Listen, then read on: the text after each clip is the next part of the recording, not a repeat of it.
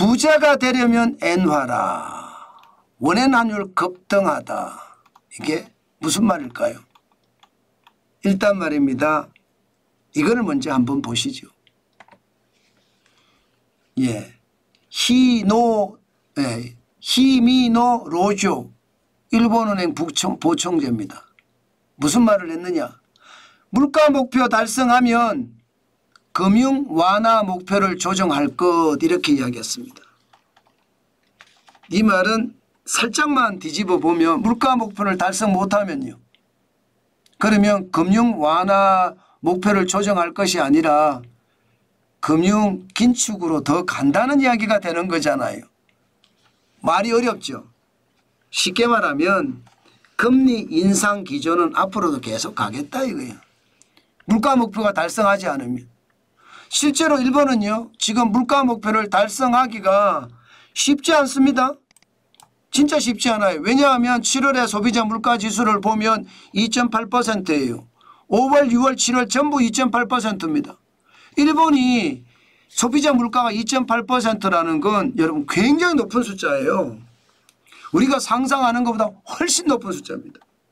일본은 1990년대 이후로 말입니다. 물가가 아주 찔끔찔끔 올랐어요. 2020년 1월에 보면 0.7% 오르죠. 이렇게 올랐어요. 오히려 어떨 때는 물가가 떨어집니다. 마이너스로 내려갈 때도 있었습니다. 물론 코로나 때 12월에 마이너스 1.2%까지 내려갔지만 일본은 그전에도 90년 이후에 저성장의 저물가가 계속되면서 일본식 불황이라고 하는 디플레이션 최악이었거든요. 그런 상황에서 생각을 해보면 지금의 2.8% 소비자 물가는 충격적이에요. 충격적이에요. 물론 2023년 1월에 4.3% 더 심하고요. 그러면 여러분 지금 물가를 일반적으로 목표 물가 이러면 2%인데 일본은 2%보다 더 낮아야 될 거예요. 소비자들 인식 자체가. 오죽했으면 여러분 기시다 총리가 이게 다음 총리 선거에 나가지 않을까요?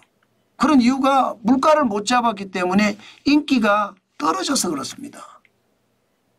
그만큼 말입니다. 물가는 심각하다 이거예요. 지금 일본은요.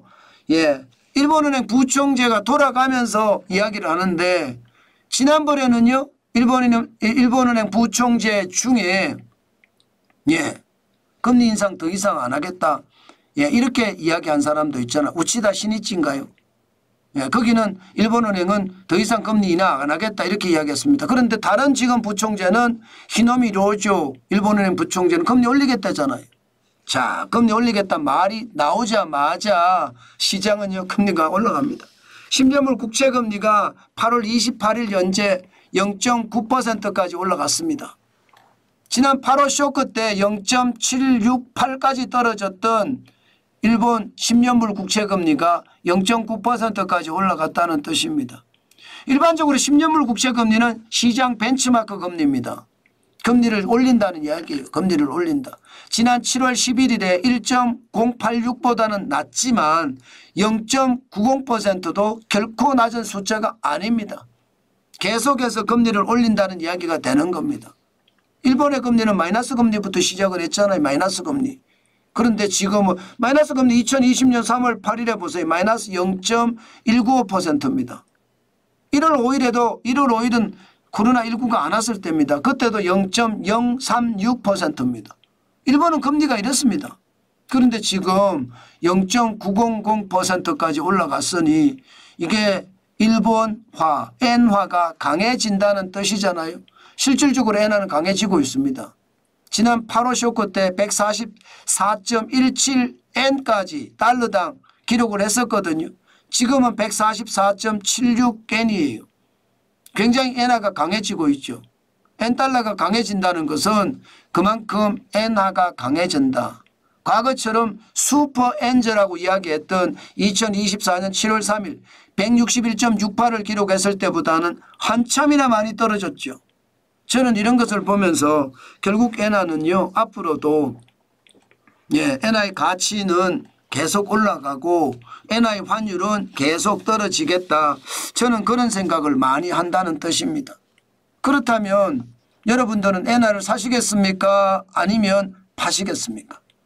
일단 시장은 그렇게 생각을 합니다. 지난 7월 10일에 855.17엔까지도 떨어졌었으니까 지금 앞으로 더 지켜보자 하는 사람들이 많고요. 지난 8월 6일 8월 쇼크를 지나면서 952.21을 기록을 했거든요. 아마 그때 많이 파신 분들도 있어요.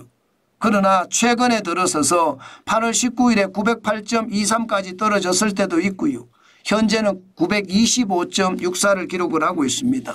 기본적으로는 부자가 되려면 엔화를 모아라 하는 이야기가 여전히 시장에는 어울린다는 이야기입니다. 아마 시장에는 앞으로도 그럴 겁니다. 앞으로도 일본은요. 기본적으로 부채가 많아서 부담이 되는 거 맞아요. 부채가 많아서 부담이 안 된다. 예, 금리 올리는 게 부담이 안 된다. 이 말은 거짓말이 맞아요. 예, 저는 무조건 상관없습니다. 부채가 많아도 물가를 못 잡으면 아니 기시다 총리가 뭐 사실상 물러나는 거잖아요. 사실상 물러나는 게 국민한테 인기가 없으니까 그것을 감안을 하면 여러분 결국 말입니다. 결국 물가가 예, 권력을 좌우한다 이렇게 해도 과언이 아니거든요. 물가 잡는 게 최우선입니다. 물가 잡는 게. 그러려고 그러면 금리 올리는 방법 외에 뭐 또 다른 방법이 있을까요? 예, 금리 올리는 방법 외에 저는 크게 다른 방법이 없을 것 같아요. 예, 결국은 일본은요. 어떤 식이든 금리를 또 올릴 거고 그러면 원엔 환율은 점점 더 올라가겠죠. 엔화가 강세가 계속 될 거니까. 예, 엔화가 강세가 될 거니까. 그러니까 급하게 시장을 보고 내가 그냥 어떻게 하겠다 생각을 하지 마시고 시장을 계속 지속적으로 보고 시장을 엉덩이가 무겁게 대응하는 거 저는 반드시 필요하다고 생각합니다. 이게 엉덩이가 무겁지 않고 조변석계하다고 해야 되나요? 엉덩이가 가벼우면 그만큼 말입니다. 저는 투자에서는 손해보는 경우가 많다고 생각을 합니다. 꾸준하게 저는 그럴 겁니다. 엔화를 앞으로도 많이는 아니지만 꾸준하게 예, 기본적으로 저는 900원 밑으로 떨어지면 사겠다는 그런 생각을 가지고 있지만 예, 어쨌든 앞으로도 계속 움직이겠다 그런 말씀 여러분에게 반드시 드리겠습니다.